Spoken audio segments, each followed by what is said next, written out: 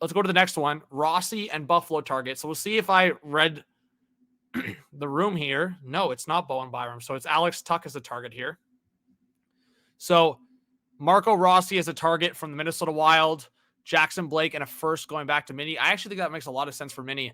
I think I've talked about this in a couple episodes, but just specifically for Marco Rossi, he's all over the trade rumor mill right now because it seems like his ask in terms of an RFA is just way too high. And I talked about it yesterday. He was on the fourth line during the playoffs for the Minnesota Wild. So I think as a comparison, and it was reported that from Philadelphia, they would want Forrester in a first. So I think a lot of fans are going to start basically using that reference that the price for Marco Rossi is a late first round pick and a younger player that's maybe not to Marco Rossi's level, but like maybe a step down. I think personally, Marco Rossi's being a little overrated right now because I think to get a first round pick for a guy that publicly wants out is already like sufficient in my eyes. If the first round pick's in the last 5, 6, 7 spots, I understand another younger player being involved. And that's why I think this value is not too bad. I think Jackson Blake's going to be a good top 6 forward or a middle 6 forward, where Marco Rossi has the potential to be a really high ceiling 1B option or number 2 center in the league. So in that aspect, yeah, first and Jackson Blake might make sense. Outside of that, I mean, I don't like that trade at all for Buffalo. Like, you're out of your mind if you think Buffalo is trading Tuck and only getting that. I think this Utah-Carolina trade is a little bit more realistic.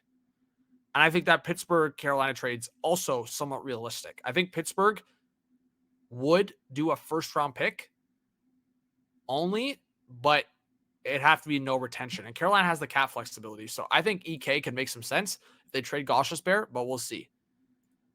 And then maybe another big trade with Utah. Oh, this is not a big trade with Utah. It's just some signings. Get Jamie Benn. I don't know if that's happening.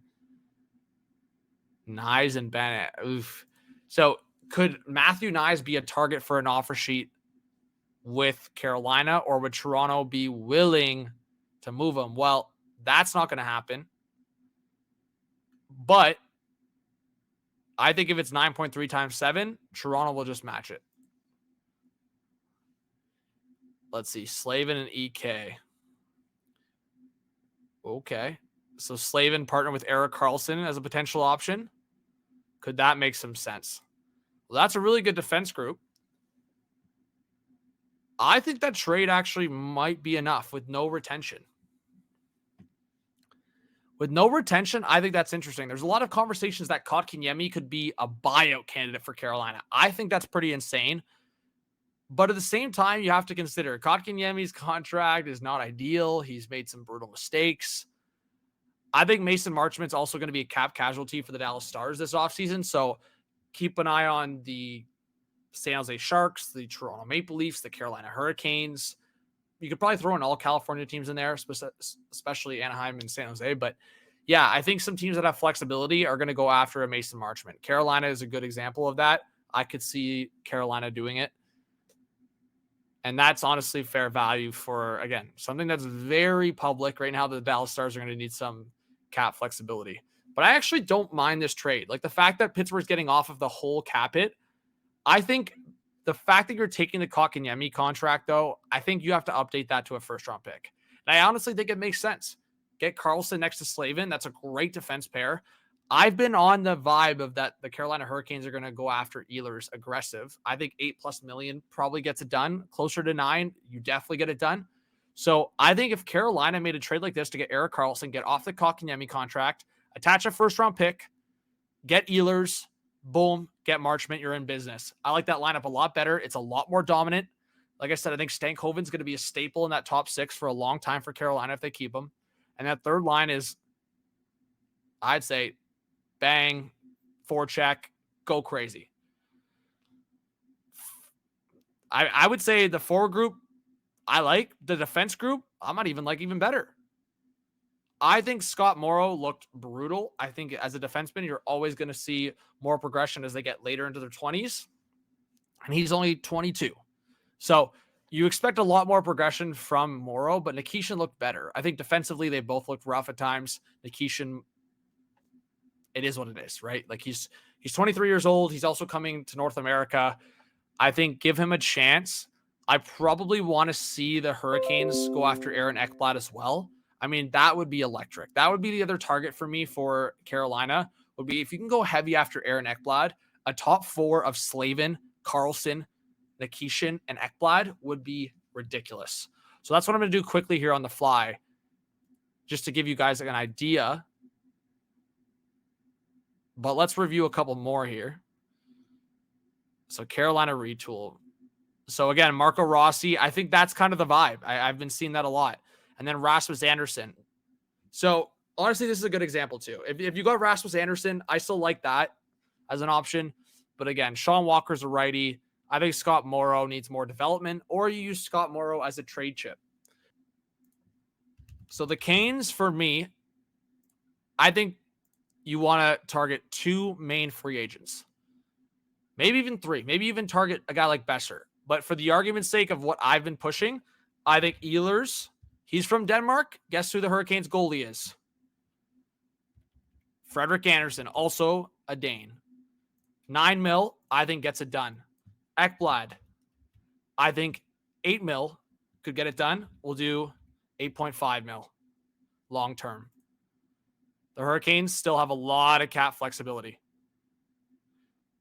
Right? Then we'll do a monster trade with the Pittsburgh Penguins. Let's say they keep Rickard Rakell. Let's just say, for argument's sake, they're the team that targets Erik Karlsson. So you send Kotkaniemi and maybe Scott Morrow to Pittsburgh. Send your 2025 first-round pick, and you get Karlsson.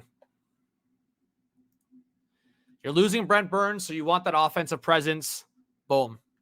You get out of that Kotkaniemi contract, and Pittsburgh gets a first and Morrow for Karlsson's full deal. I like that. I honestly like it. And then maybe the final deal is for that center option. So in this scenario, you probably have Walker or Chatfield as your extra defenseman. To me, I don't think that's a bad scenario to have. Karlsson with Slavin. Ekblad, Gostisbehere maybe. Then Walker, Nikishin, Chatfield. Then you probably want a center. You probably do. And guess what? Guys? I mean, you could go after Sam Bennett. There's a lot of rumors right now that Sam Bennett only wants to go to Florida or Toronto. That's from John Shannon. It's interesting. I don't know if it's necessarily accurate, but it's interesting. The other thing I'll say is Taylor Hall's now on the Carolina Hurricanes. And he did play with a lot of like current NHLers kind of through their day, like Adam Henrique. I know there's kind of been that conversation of another guy that played around the same time as those guys was a guy like Bo Horvat. So I'm curious. Another guy, Tyler Seguin. Obviously, the Dallas Stars need some cap flexibility. But say they're the team, we'll make an argument here. Say Logan Stankoven gets an opportunity to play at the center spot. Maybe with Blake and Hall. Maybe it's a scenario where you get Mason Marchment. Ehlers could even go up there. So you do something like that with Ehlers, Stankoven, Blake, Taylor Hall on the third line. Then maybe you get Marchment here. So say we go back to that scenario that a lot of people are saying right now. And like I said, I agree that I think Marchment could be a target. So say the Carolina Hurricanes go, we have too much of a prospect pool already. We don't really need to build it up. Do a third, maybe a future third back to the Dallas Stars. Maybe even another third from the Dallas Stars. We could. But say you trade one of your defensemen to the Dallas Stars, because the Dallas Stars defense, not ideal. So say you send Walker, maybe. Walker or Chatfield. I mean, Chatfield's got less years left, so say it's Chatfield. And then you get Marchment from the Dallas Stars, maybe. I mean, you could do that. Something like that might make sense. I mean, Matt Dumba, that's a brutal one. I think they might buy that one out. But something like this could make some sense. Again, it saves some cap for the Dallas Stars. I mean, I don't think it's like a make or break for Carolina to really do that. I mean, they have the cap flexibility, so we'll say they don't even trade one of the defensemen. But a couple third-round picks, like I said, if you really want to go heavy, you can go another third-round pick or mid. But I honestly think Dallas is willing to just kind of move on for the sake that they need the cap flexibility.